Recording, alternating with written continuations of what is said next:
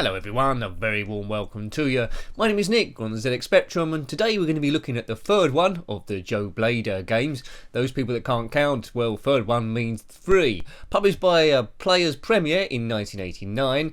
They did come out with Joe Blade 2 in 88 and in 87, although they're called Players Software then. Also come out on the Amstrad CPC. The storyline is pretty inconsequential, but Crack's Bloodfinger, the enemy from the first game, has come back and kidnapped a group of world celebrities and music stars, 6 of them, and you must rescue them. Right, now Joe Blade's gun is back. It went missing in the second game, but I think it's pretty much more of the same here. Explore stuff, collect keys, and don't let your energy go down. That's it. We've got to rescue hostages as well. You can see represented by, if you can see at the bottom there, white guys lying down, a bit like a tramp. At the moment it's 0. You can collect grenades and detonate bombs also. We're at the basement level. There is a lift somewhere, so if you liked the first and second Joe Blade games, oh, my energy took a bit of a hit there, you see in the red bar. So you like the first and second games, you'll probably like this one as well, but I'm not sure if it's offering a great deal more. Movement wise, it's probably the best of the 3, although it's very similar. It looks pretty smooth. So they did well there on the Spectrum. It seems it's got a lot of frames of animation. Graphics are absolutely excellent. It's monochrome again, but I don't think there would have been enough memory to do multiple colours. Magenta at the moment, but other stages the screen will actually change colour. Joe Blade 3. If you had this one back in the day, let me know. I know a few of you completed the first or second games. If you completed this one as well, then great. There was supposed to be a Joe Blade 4. It was in production, but it never actually materialised. But yes, for my mind, it should be offering a bit more. Maybe some bit more of excitement stuff happen. Set out the same, collecting keys, go through doors, down on the joystick to go through them. Once you're there, not up, because that will jump. It's good to see his gun back though. I think just like the first game, there is a costume we can get to go in disguise. It doesn't tell you which of the 6 music and TV celebrities have been kidnapped, but you know, as time goes on, I don't really want to rescue them because they're 10 a penny, aren't they? There's loads and loads and loads of them. We're in an era where you can get famous for doing not much. Some people might say, well, that's pretty much YouTube celebrities, but they do have to do a little bit, don't they? Unless that was a lift there, I think. Although it's those mystery ones that don't seem to do anything. Yes. Right, so we're in the lift. We can go up different floors. Where should we go? Where should we go? We've gone to the green floor. Here we are in the greenhouse. Shoot everyone. There's some colonels there. Dead. They don't seem to have any guns, which is quite useful in war. Whoops. Yeah, so there's people just walking around at random. You can't shoot all of them. They will just keep regenerating. That wall needs a bit of repair, but nice graphics, good to see. So as a kid, I think I would have wandered around forever on this one, as I did the first and second one. It wouldn't matter, because my gameplay is so imprecise, it wouldn't matter which one I've loaded. I presume there's some mini games on this as well, like there is on the first and second. A map would be extremely useful. So Joe Blade to the rescue. They never call for the police or the army, they just call in one person. 1989, by Players Premiere, Joe Blade. Now if you have played the Amstrad CPC version, let me know. There's a key there. I don't believe it come out on the Commodore 64. If you know better, then great. What's that? Oh, we've got some time. I don't think it came out on the Commodore Amiga either. Oh right, okay, so once again, we've got to create 1, 2, 3, 4. It's one of those mini games which I'm hopeless at. What am I doing? Right, we need to code this. Fire button. No, I don't know what I'm doing. It's almost time for that you don't know what you're doing music. Now, after this, I will put in a cheat which gives me infinite firepower and infinite energy, and we'll just see how far we can get. But you pretty much got the gist of the game, haven't you? These reviews, as you probably know, because I keep telling you all the time, it's not about great gameplay. It's about playing the game as you would have seen it as a kid on your first or second go. And would you have seen enough of it? Would you have been good enough at it to want to go back? So a nice learning curve, nice graphics and an inviting game. Some games aren't very inviting at all. This one's pretty inviting in that I'm not getting killed straight away. Although the mini games are quite frustrating. So yep, I think I would have gone back at least a few times. But it wouldn't have got more play than Jet Set Willy. Or Attic Attack. I loved Attic Attack. I could play that forever. There is a PC remake of Attic Attack that we've reviewed. If you're into that, have a look at that because it's blooming awesome. Also as well, there's a PC remake of Jet Set Willy and Night Law, which we've also reviewed. Well, I say we, it's me, isn't it? It's me that has to do it. Have a look at that. Joe Blade 3. You can imagine what Joe Blade 4 would have been about, wouldn't you? Got to rescue someone. There we go. Jump, jump, jump. The enemy don't seem to be that clever. Keep clear. You can jump over them and they don't seem to mind. You can shoot them and they just fade into non-existence. A bit like the Jedi, Yoda, Ben Kenobi, and Luke Skydiver Walker. We later went on to make crisps. Luke Skywalker's crisps. I think that's right. I've done my research. There's a bin there. In the second game you had to collect bins. There's no bin collecting here. What's that? It's a disc of some description. So we've got one key. We've got one disc. We've rescued no hostages. We've got no dynamite or detonations or grenades. Excellent. Well done us. Right. This won't be a complete walkthrough. Surprise, surprise. We won't make it to the end.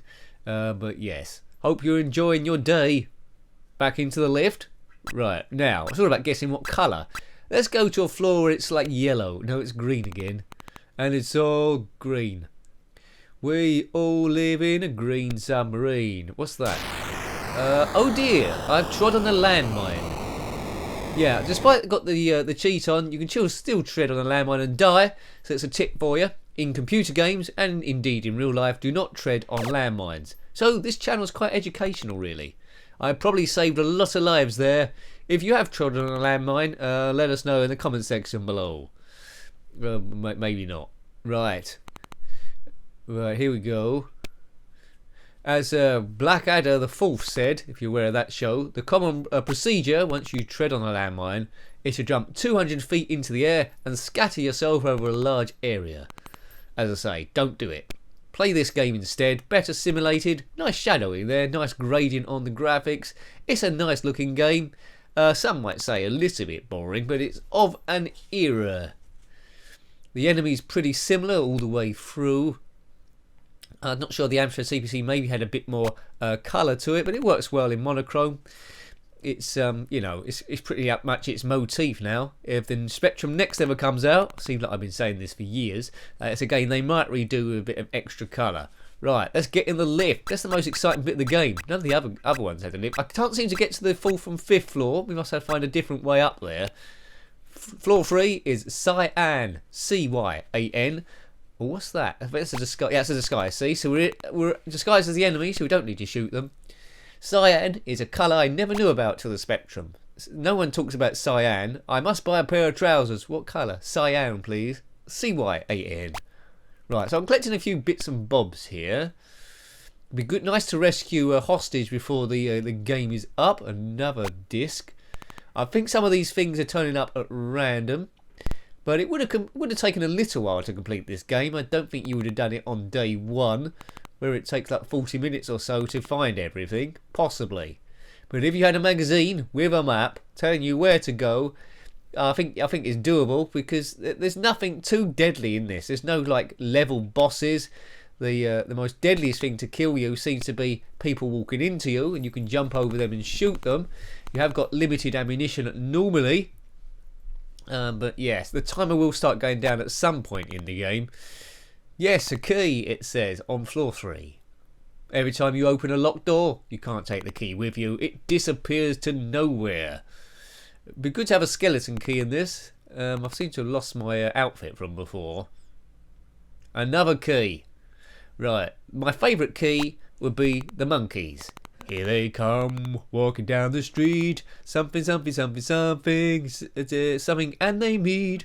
We're here, they're the monkeys. That was a top show, wasn't it? Davy Jones, and the other 3. Excellent. If you are the monkeys, comment below. I don't think you're still with us, but anyway, comment below.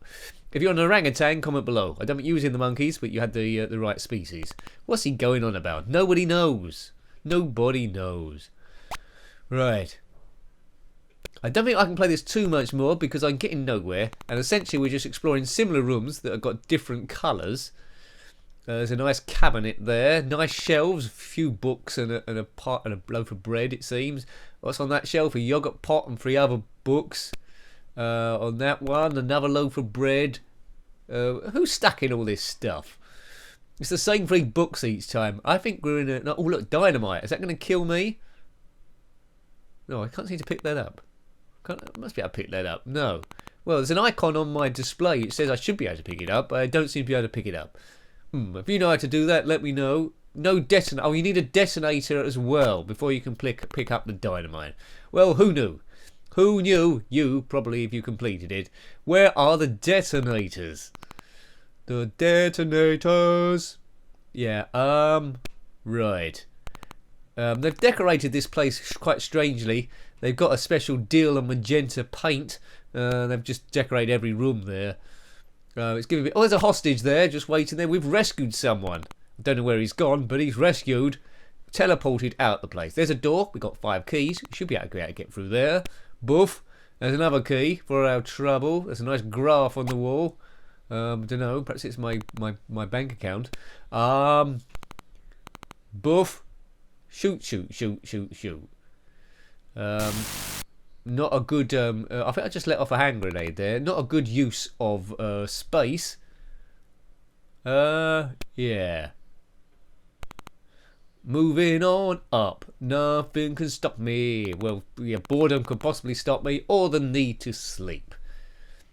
Yeah, I think we might leave it there in a moment as I try and get on that stool. There's the army. We know what's going to happen here. So I could just stay in this room and shoot everyone for about an hour till my bullets run out. Those bullets don't seem to have a very good range. If you go into a room and someone's shooting at you, just don't keep walking. Well, hope you liked having a look at that one. That was Joe Blade 3.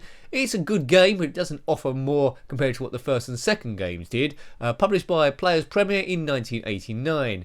It's okay. If you've got any comments about this game, similar games, or anything retro, then please put that below. You're always more than welcome. Until next time, take great care of yourself, and a very fond goodbye. Goodbye.